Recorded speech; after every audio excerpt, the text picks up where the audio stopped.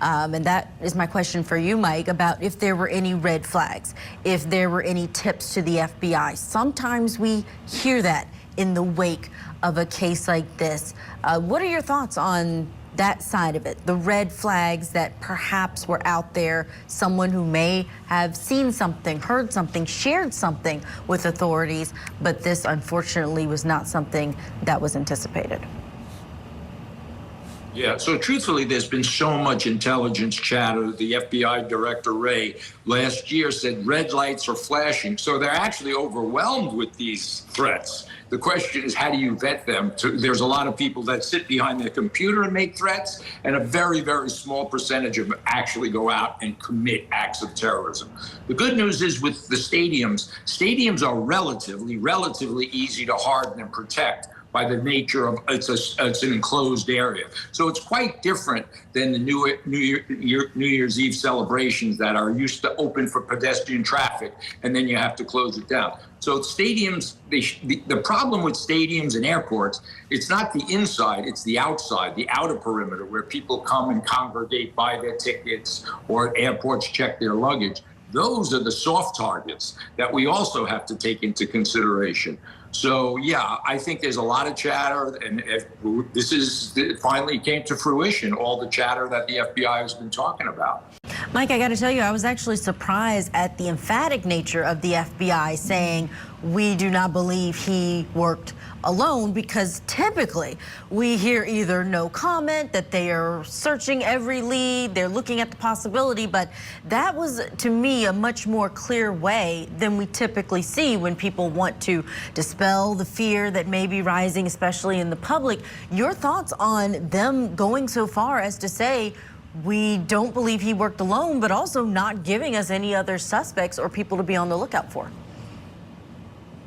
Yeah, completely. And at the first press conference, the FBI stated it wasn't, they said definitively it wasn't an act of terrorism, which of course is to your point. That's very unusual. They try to keep their cards very close to their vest. There's no sense in the first hour of an investigation to get out in front and make this proclamation that it's not an act of terrorism.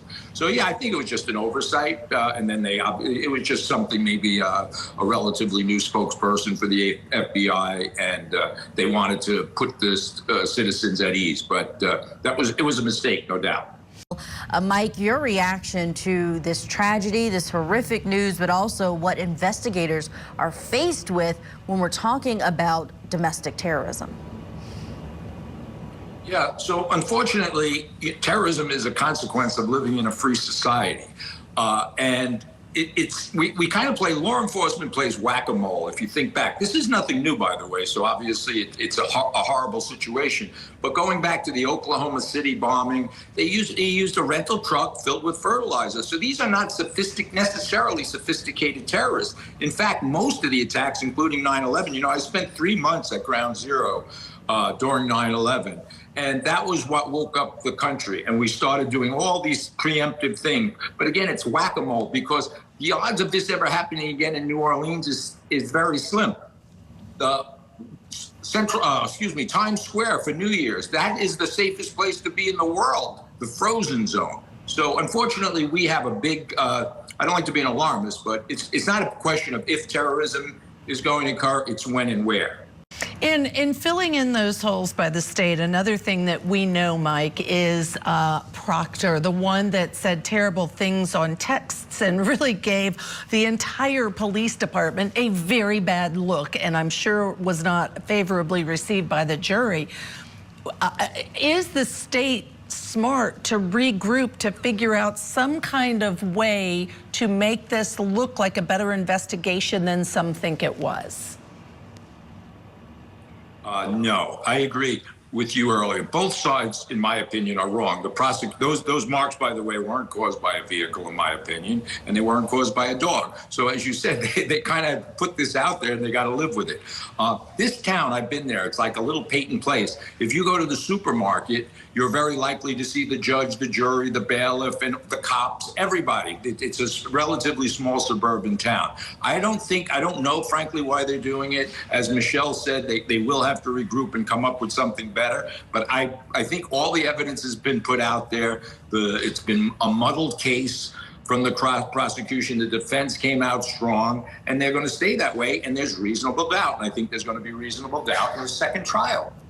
Mike, let me start with you, because we know the Daubert hearing is going to proceed next week, and I want to talk to you about the dog bite wounds and whether or not you agree with the defense's expert. The Daubert hearing's already started, and she says those marks are from a dog bite.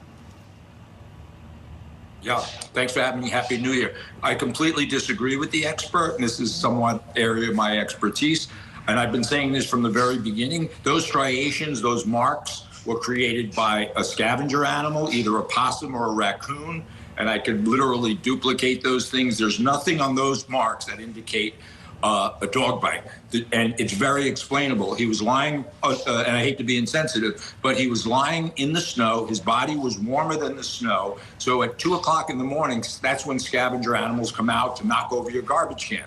They came across this flesh and they started scratching at it. Period. End of story. That's my opinion.